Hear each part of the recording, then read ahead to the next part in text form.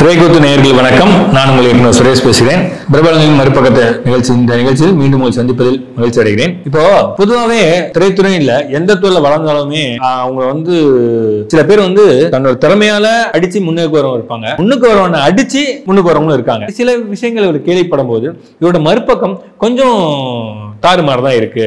ஏன்னா இவர் முதல் படமே ஜூனியர்ஸ் நடிச்சிருந்தாரு. அதுக்கப்புறம் இவருக்கு ஹிட்டு கொடுத்த படம் பீஸா.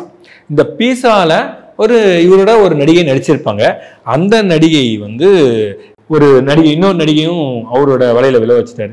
இன்னொரு நடிகை என்னன்னா அவங்க இப்ப நல்ல நடிகையாக தான் இருக்காங்க. இவரோட பேரன் முதல்ல நடிச்சாங்க. அதுல ஒரு நல்ல சாங் இருக்கும், கூட மேல கூட வச்சு கூட போறவரே கூட்டிக்கிட்டு போறியான்னு சொல்லிட்டு. ஆக்சுவலா இவர் அந்த பாட்டுல கேட்பாரு, கூட்டிக்கிட்டு போறியான்னு அந்த நடிகையை பார்த்து. ஆனா இவர் கூட்டிட்டு போயிட்டாருந்தாங்க மாதிரி தான் கதை வந்துச்சு. இவர் சொல்லி போட்டாங்களா இல்ல அந்த இயக்குனரே அந்த ஹீரோயினை புக் பண்ணாங்களா அப்படிங்கிறது ஒரு கன்ஃபியூஷன் தான். ஆனா அந்த படத்துல பாத்தீங்கன்னா அதே மாதிரி போலீஸ் கேரக்டருக்கு மனைவி பெட்ரூம் சீன் இருக்கும். ஆனா பயங்கரமான நெருக்கமான சீன்ஸ்.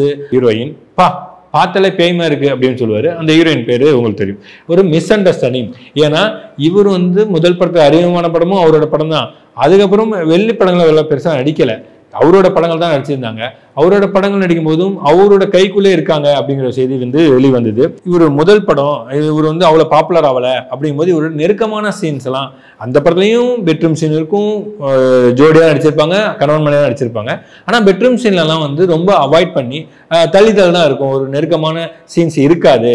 ஏன்னா அவங்க நடிக்க மாட்டேன் அப்படின்னு சொன்னாங்க அப்படிங்கிறது தான் செய்தியில் கிசு. இது கொஞ்ச காலத்துக்கு அப்புறம் இந்த நடிகர் வெற்றி படம் கொடுத்து ஒரு வெற்றி பட நடிகரா ஹீரோவா கதாநாயகனா அந்தஸ்து பெற்றதுக்கு அப்புறம் அதே நடிகர் மறுபடியும் ஒரு படம் நடிக்கிறாரு.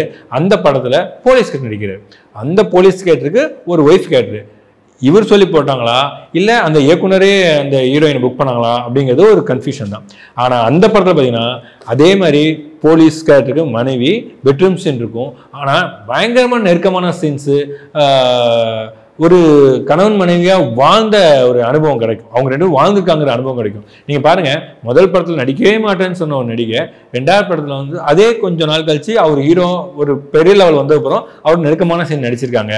ஸோ இந்த கம்பல்சன் எப்படி வந்துச்சுன்னா, முதல் படத்தில் நடிக்க மாட்டேன்னு சொன்னவங்களை மறுபடியும் என்னோட நடிக்க வைக்கணும், என்னோட நெருக்கமான சீன்ல நடிக்க வைக்கணும்னு சொல்லி இந்த நடிகரே இயக்குனரோட சொன்னதா கூட செய்தியில் வந்துச்சு. அதே மாதிரி இன்னொரு இடத்துலையுமே இவர் நடிச்ச படம் மிகப்பெரிய ஹிட். அந்த இடம் அப்படின்ட்டு அடிக்கடி டைலாக் சொல்லுவாரு. மண்டையில் அடிபட்டு, அது என்ன படம் உங்களுக்கு தெரியும், மண்டையில் அடிபட்டு எல்லாம் மறந்து போயிடும். அதாவது சட்ட நேரத்தில் மறந்து போயிடும், அது மறுபடியும் நினைவு வரும். இந்த மாதிரி திடீர்னு மறந்துட ஒரு படம், நல்லா ஹிட் ஆனது படம் தான். அந்த படத்தில் நடித்த ஹீரோயின் பார்த்தாலே பேய்மா இருக்கு அப்படின்னு சொல்லுவாரு. அந்த ஹீரோயின் பேரு உங்களுக்கு தெரியும். அந்த ஹீரோயினும் அவருக்கு மறுபடியும் ரெண்டு மேட்சா தான் இருந்தாங்க அந்த படத்துல. ரொம்ப மேட்சா அந்த நடிகைக்கும் ஒரு ஈஸ்வர் மேட்ச் அப்படிங்கிற மாதிரி தான் இருந்தது. அந்த நடிகை மறுபடியும் ஒரு நடிகை நடிக்கிறாங்க. அந்த படத்தோட பேர் ஆல்ரெடி ஏற்கனவே வந்த படத்தோட பேர் தான். இயக்குனர் கே எஸ் ரவிக்குமார் எடுத்த முதல் படத்தோட பேர் தான். மறுபடியும் அந்த பேர்ல ஒரு படம் வருது. அந்த படத்துல ஜோடியா சேர்றாங்க. அந்த படத்துலையும் இவங்க நெருக்கமான சீன்ஸ்லாம் இருந்துச்சு. இவங்களுக்கு நல்ல ஜோடி தான் பேசப்பட்டாங்க. ஆனா சமீபத்தில் இருக்க பேட்டியில அந்த படத்துக்கு அப்புறம் இவங்க ரெண்டு பேருக்கும் ஒரு மிஸ் அண்டர்ஸ்டாண்டிங். ஏன்னா இவர் முதல் படத்துக்கு அறிமுகமான படமும் அவரோட படம் தான். அதுக்கப்புறம் வெள்ளி படங்களை பெருசா நடிக்கல, அவரோட படங்கள் தான் நடிச்சிருந்தாங்க. அவரோட படங்கள் நடிக்கும் போதும் அவரோட கைக்குள்ளே இருக்காங்க அப்படிங்கிற செய்தி வெளிவந்தது. இதை வெளிப்படையா ஒத்துக்கினாலும் அதான் உண்மை. ஆனா அதுக்கப்புறமே ஒரு நடிகை இன்னொரு நடிகையும் அவரோட வலையில விழ வச்சுட்டாரு.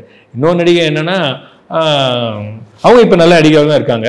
இவரோட பேரன் முதல்ல நடிச்சாங்க.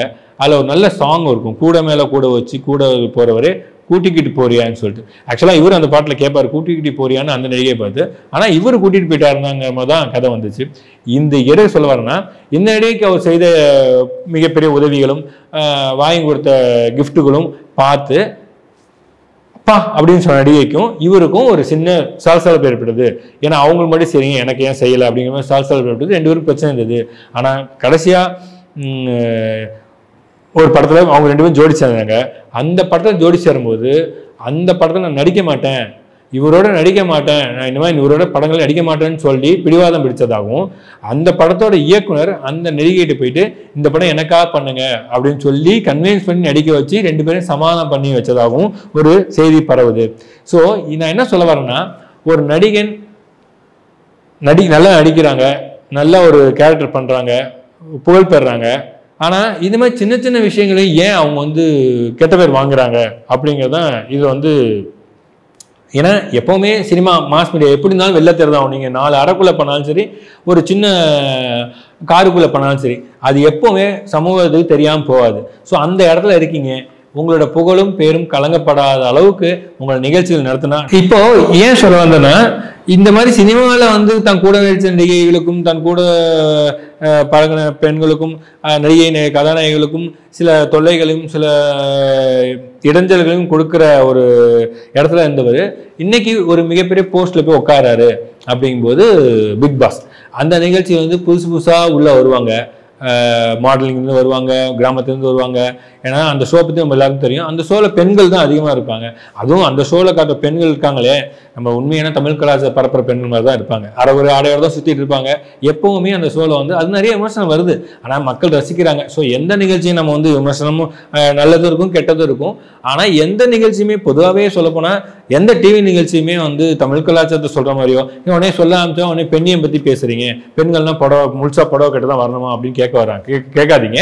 நான் பொதுவாக சொல்கிறேன், ஒரு நிகழ்ச்சி குழந்தையோட குடும்பத்தோட பார்க்கும்போது சில விஷயங்கள் நடக்கும். இந்த மாதிரி விஷயத்த நடக்கிற நிகழ்ச்சியில தொகுப்பாளராக இருக்கிற இவர் வந்து எப்படி வாரம் அவங்க செய்யறத வந்து பார்த்து 100 நாள், இந்த 100 நாளும் ஒவ்வொரு கேரக்டர்ஸும், அது பெண் கேரக்டராக இருக்கட்டும் ஆண் கேரக்டருக்கும் அங்கே இருக்கிறவங்க யாராக இருக்கட்டும், ஒவ்வொருத்தரோட நடவடிக்கையும் பார்த்து அவங்களோட வார்த்தையை கவனித்து அவங்க செயலையும் அவங்க யூஸ் பண்ணுற வார்த்தைகளையும், ஒரு சின்ன வார்த்தை அவங்க கோபத்தை வெளிப்படுற வார்த்தையாக இருக்கட்டும், இல்லை துக்கத்தில் வெளிப்படுற வார்த்தையாக இருக்கட்டும், இல்லை வந்து எதிராளியோட உரையாடுற வார்த்தையாக இருக்கட்டும், இல்லை மற்றவங்களை பற்றி பேசுகிற புறஞ்சொல்றதா இருக்கட்டும், என்ன விஷயம் வந்தாலும் ஒவ்வொன்றையும் நுணுக்கமாக ஆராய்ந்து இந்த இடத்துல இந்த டிகிரியில் தப்பு பண்ணியிருக்கீங்க, இந்த அளவு தப்பு இல்லை இது சரி அப்படின்னு முடிவெடுக்கிற இடத்துல இருக்கிறாரு இவர். அந்த முடிவெடுக்கிற இடத்துல இருந்து அந்த நிகழ்ச்சியை சரியான வழியில் எந்தவித சிக்கலும் இன்றி எந்த விதமான சண்டை சச்சுரம் இன்றி கொண்டு போவாரா? ஏன்னா இது பெண்களும் ஆண்களும் ஒன்னா ஒரே வீட்டில இருந்து ஒரு 100 நாள் நடக்கும்போது ஒவ்வொரு வாரமும் அதை வந்து அவர் அவதானித்து அதை கண்காணித்து அதை பற்றின ஒவ்வொரு வாரமும் ஒவ்வொரு உறுப்பினர்களை பற்றியும் விமர்சனம் பண்ணுற இடத்துல இருக்காரு. ஸோ இவரை யாரும் விமர்சனம் பண்ணக்கூடாது இல்லையா? விமர்சனம் பண்ற இடத்துல இருக்கிற ஒரு ஆளை வந்து மற்றவங்க விமர்சனம் பண்ணக்கூடாது. அந்த அளவுக்கு இவர் தன்னை தகுதிப்படுத்திக்கணும், நிகழ்ச்சியில வந்து பொறுப்பாகவும் பேசணும் அப்படிங்கிறது தான் முக்கியம். இதுவரைக்கும் அதை நடத்தி வந்த ஒரு மிகப்பெரிய வயதிலையும் அனுபவத்திலையும் எல்லா விதத்திலையும் ஒரு பக்குவப்பட்ட மனிதராக இருந்தவர் தான் நடத்தி வந்தார். இப்போ அந்த இடத்துக்கு இவர் வந்திருக்காரு. அந்த பக்குவமும் அந்த பொறுமையும் அந்த அனுமானிக்கும் திறனும் இவர்கிட்ட இருக்கா அப்படிங்கிறத நம்ம பார்க்கணும். ஏன்னா ஒரு வார்த்தை, ஒரு டிவி நிகழ்ச்சியை பொறுத்த வரைக்கும் இது லைவ் ஷோ, ஒரு வார்த்தை வந்து தப்பாக வந்தது, இல்லை அவர் அந்த கேரக்டரை பற்றி தப்பாக பேசிட்டாங்க, அந்த நபரை பற்றி குறை சொல்லிட்டாங்க அப்படின்னா அது வந்து வேற மாதிரி பேசப்படும். இவர் வந்து ஒரு சார்பாக வந்து பேசுறாரு, அவருக்கு தெரிஞ்சவங்களுக்காக சப்போர்ட் பண்றாரு. ஏன்னா இந்த நிகழ்ச்சியில மிக முக்கியமான பொறுப்பே நடுநிலை வகிப்பது.